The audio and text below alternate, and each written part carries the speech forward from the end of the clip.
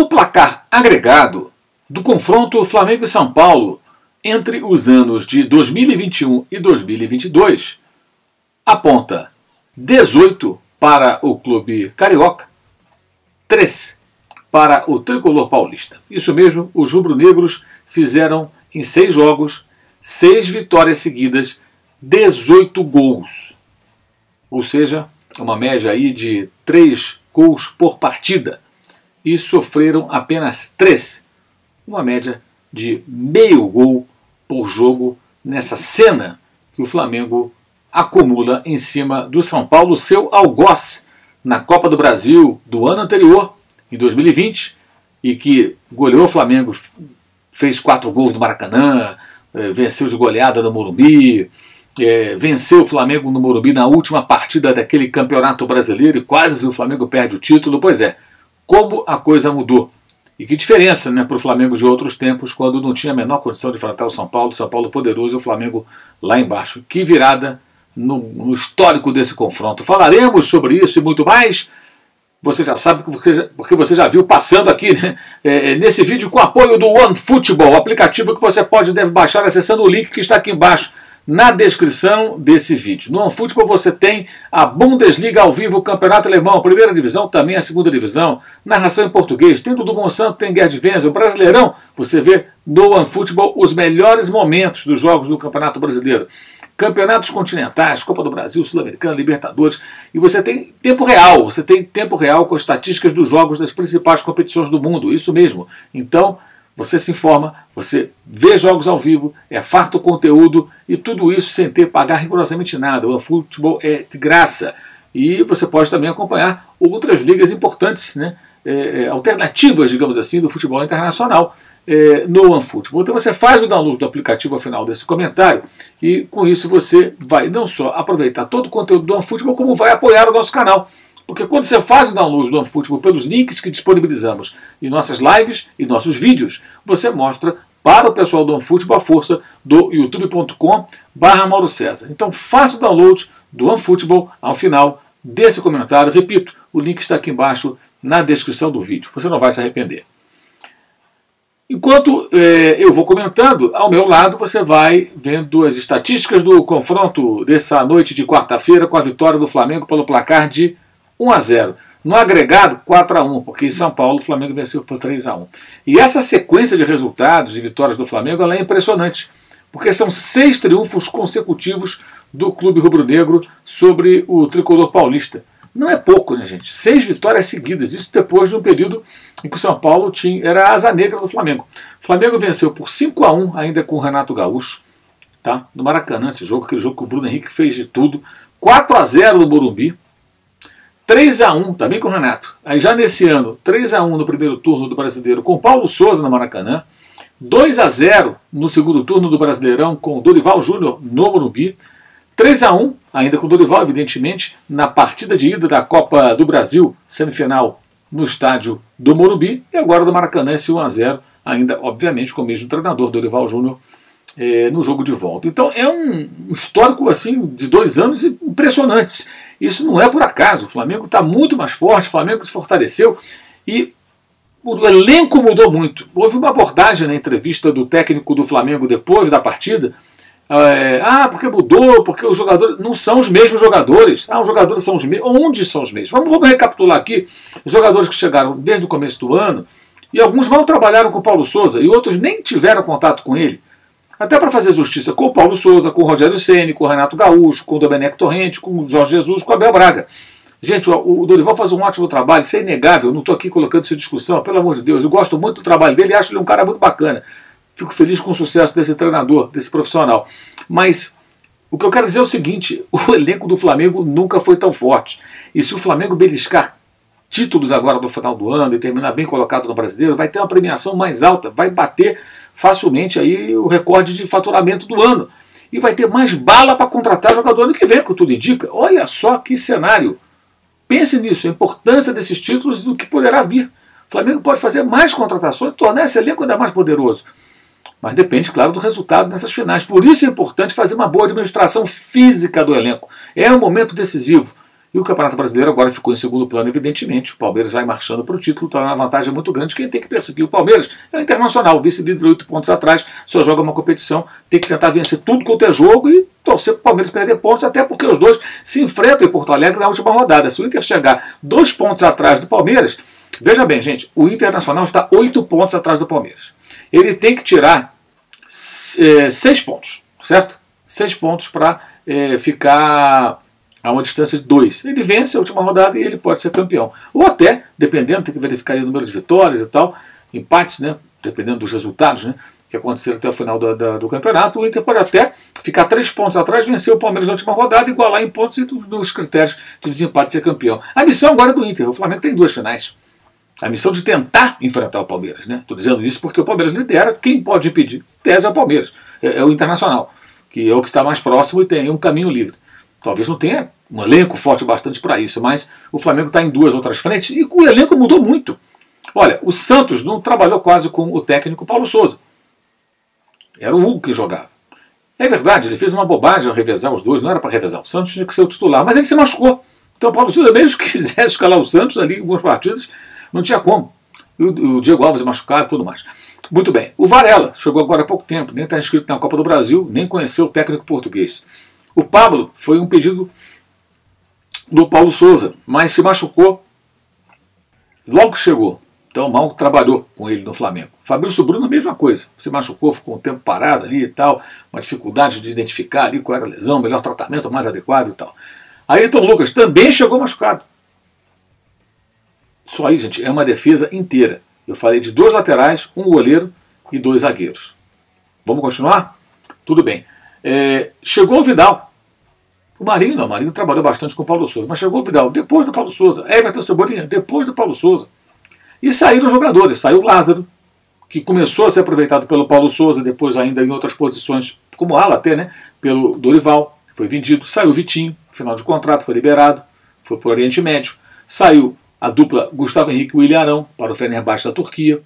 Então o Flamengo foi liberando alguns jogadores, trazendo vários outros. E aí o que acontece? O Felipe Luiz está jogando muito bem. Pois é, porque agora, quando ele não está à disposição, não é o René, que já estava numa fase de queda, que a torcida pegava no pé, nem o Ramon, que teve lá um problema lá de atropelamento, acabou sendo emprestado ao Red Bull Bragantino, é muito novo.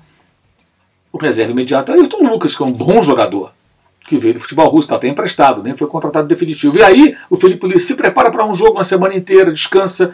Ele é muito bom, muito lúcido e é um belo profissional do ponto de vista da dedicação, da responsabilidade, se cuida. Ele entra e joga muito bem. Por quê? Porque ele pode descansar. E você tem o Léo Pereira crescendo muito, porque joga ao lado do Davi Luiz, que está inteiro, também jogando descansado e recuperado, porque reveza com a outra dupla de zaga. E aí cresce o futebol do Léo Pereira, porque joga entre Davi Luiz e Felipe Luiz. Opa! Aliás, que partida do Davi Luiz essa contra o São Paulo, praticamente perfeita. O Rodinei cresce a produção junto com o time, está numa boa fase. Vocês sabem quais são as minhas preocupações com relação ao Rodinei, mas enfim, que ele reserva com o Mateuzinho, agora com o Varela. Então tem outros jogadores, antes o Isla que foi embora. Outro que saiu, né? Acabei até não citando. Teve o Isla também que foi embora. E aí você tem o Vidal para entrar durante os jogos do meio campo, o Cebolinha que ainda não está bem, mas para dar opção lá no ataque. Então são vários jogadores, o Pulga, né? O Pulga também não está inscrito na Copa do Brasil, né? Mas na Libertadores do Brasileiro sim. Então esses jogadores vão se revezando e vai arejando, né? Os caras se recuperam, não é o mesmo elenco, gente. O Dorival tem o melhor elenco e está sabendo usar. Está sabendo usar.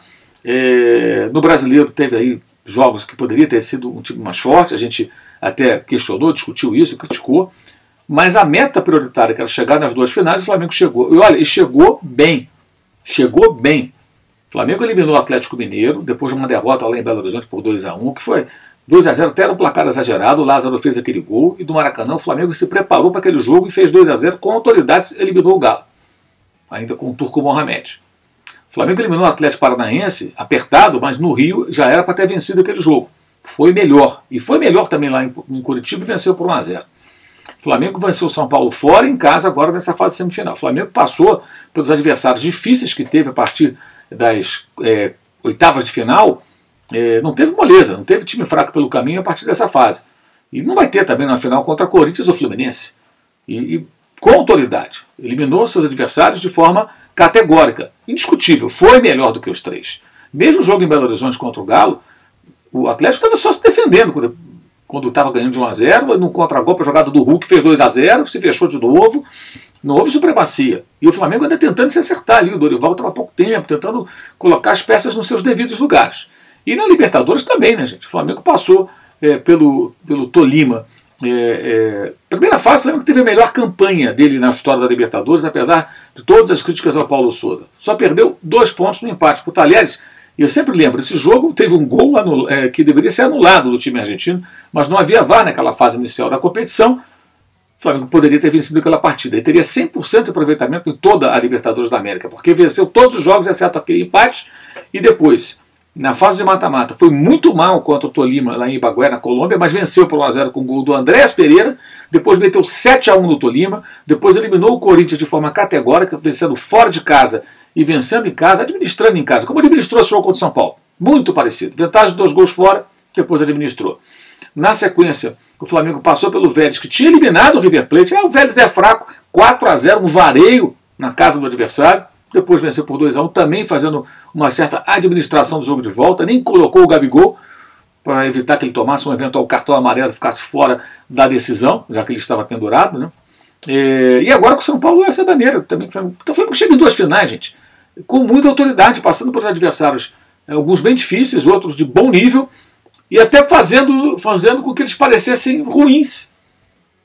Tal foi a superioridade em alguns momentos. O time titular do Flamengo, ele é muito forte, mas o time reserva viabiliza esse time titular. E isso é muito importante entender. Então, houve, de fato, no meio da temporada, uma mudança importante no elenco rubro-negro, e o resultado é altamente positivo até aqui. Agora a grande questão é manter o time de forma estruturada, organizada, com cuidados, para que fisicamente chegue bem nos jogos que são os mais importantes. Final de Copa do Brasil nos dias 12 e 19. Tá? Então, daqui a 4 quartas-feiras do mês, né, praticamente, o primeiro jogo decisivo da Copa do Brasil contra a Fluminense e o Corinthians, que jogam na noite dessa quinta-feira, né, pela semifinal do Mata-Mata Nacional. 12 e 19, os 2 jogos finais da Copa do Brasil. E aí, uma semana depois do último jogo da Copa do Brasil, dia 29, né, dia 19 até o dia 29, 10 dias, aliás, 10 dias, não uma semana. Uma semana depois o Flamengo viaja lá para Guayaquil, né, que viaja dias antes do jogo final. Então, 7, 8 dias depois, o Flamengo tem que estar lá. É na quarta-feira, acho que o Flamengo tem que chegar lá, uma semana depois. Aí no sábado, dia 29, 10 dias depois da final da Copa do Brasil, aí tem o confronto com o Atlético Paranaense valendo a Taça Libertadores da América. Então, é um período em que esses jogadores têm que ser muito bem cuidados para chegarem bem nesses jogos. Até porque estarão em suas respectivas seleções os chilenos Pulgar e Arturo Vidal, os uruguaios Varela e de Arrascaeta, e os brasileiros Everton Ribeiro e Pedro. Então o Flamengo não terá 6 jogadores nesse período aí de data FIFA. E aí vai ter jogo no dia 27, terça-feira, jogo das seleções, e no dia 28, numa quarta, o Flamengo vai enfrentar o Fortaleza no Castelão, lá no Ceará. É evidente que não vai forçar a barra para colocar esses jogadores em campo. O Flamengo vai ter que botar um time com a turma que vai ficar aqui treinando sem esses jogadores. Então você vai ter o Santos, você vai ter o Rodinei, vai ter o Mateuzinho, você vai ter os zagueiros, o Flamengo vai ter todos eles à disposição, né? Tem Davi Luiz, tem Fabrício Bruno, tem Pablo, tem Léo Pereira, tem Felipe Luiz, tem Ayrton Lucas. A defesa, o Flamengo não vai ter problemas. No meio campo já não tem o Vidal, já não tem o Pulga, à frente não tem Everton Ribeiro, não tem Arrascaeta, aí já começa a ficar bem complicado, né? E não tem o Pedro. Então a coisa vai se complicando aí.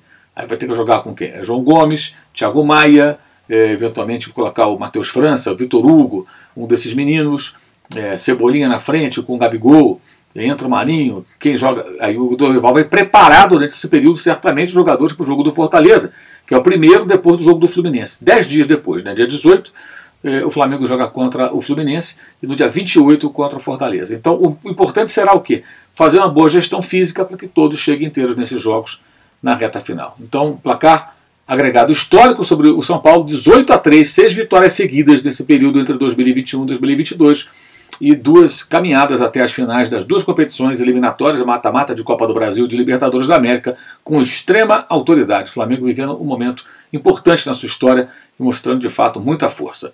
Você viu passando por aqui ao longo desse comentário todos os destaques cujos links estão aqui embaixo na descrição do vídeo e também, claro, O link para o OneFootball está aqui embaixo, o patrocinador desse vídeo, nosso parceiro, faça o download e você pode aproveitar todo o conteúdo do OneFootball. Sobre os outros links, você tem canal de cortes, faça inscrição, lá o melhor das nossas lives você encontra. Você tem também Clube de Membros. O Clube de Membros terá a mesa redonda, a live dos membros ainda desse mês de agosto.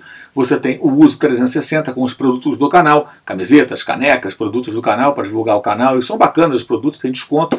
Você usando lá o cupom de desconto que é o Mauro. O nosso blog no UOL Esporte também, evidentemente, sempre destacando assuntos do futebol. Escrevemos ali todos os dias do UOL Esporte, no blog do Mauro César. E teremos, evidentemente, a live depois do Fla-Flu de domingo. Antes e depois, teremos live antes do Fla-Flu e depois do jogo.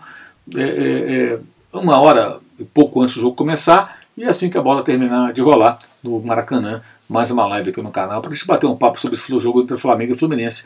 O último jogo do time carioca, dos times cariocas, os dois, né? Antes dessa parada de data FIFA, que é uma coisa rara no futebol brasileiro. É isso. Saudações.